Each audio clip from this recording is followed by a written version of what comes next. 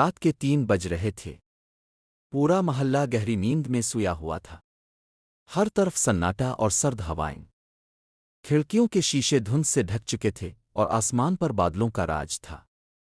माहीन अपने कमरे में रज़ाई में लिपटी बैठी थी। नींद इसकी आंखों से कोसों दूर थी। वो पिछले कई दिनों से सो नहीं पाई थी। दिल में एक अनजाना खौफ, एक बेनाम उदासी, जैसे कोई साया इसे घेर रहा हो। अचानक दरवाजे पर दस्तक हुई। ठक ठक। वो चौंकी। आंखें दरवाजे की तरफ उठीं। पहला ख्याल आया, शायद कोई वहम है। लेकिन जैसे ही वो दोबारा लेटी, दस्तक फिर हुई। ठक ठक। इस बार जोर से। अब इसका दिल तेजी से धड़कने लगा।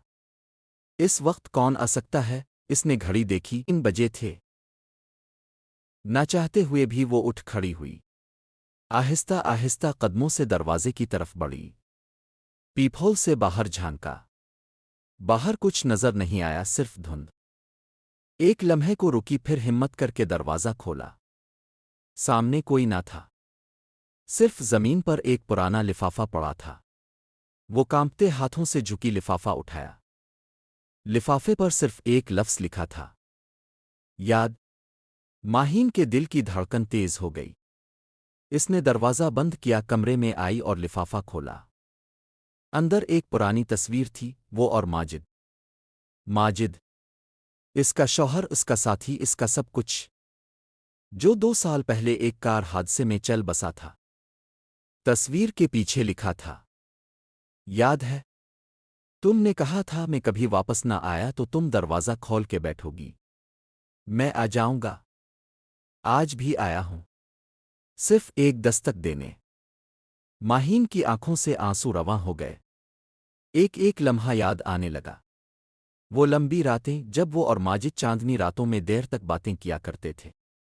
वो वादे, वो ख्वाब।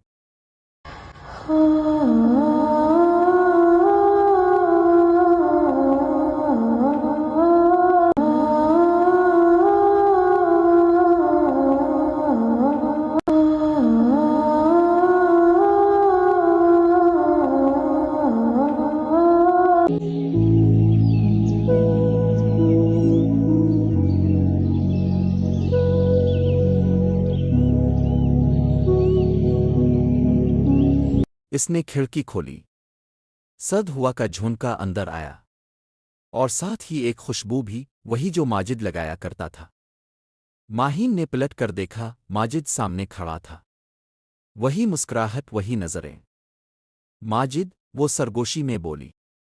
माजिद ने बस मुस्कुराकर सर हिलाया। क्या तुम? वाकई? माजिद आहिस्ता आहिस्ता पीछे हटने लगा। धुंध में मद्धम होता गया। फिर एक आखिरी बार हाथ हिलाया और गायब हो गया। माहीन जमीन पर बैठ गई। इसके चेहरे पर एक अजीब सी सुकून भरी मुस्कुराहट थी, जैसे बरसों का इंतजार खत्म हो चुका हो। और बाहर दरवाजे पर एक आखिरी बार दस्तक हुई। ठक।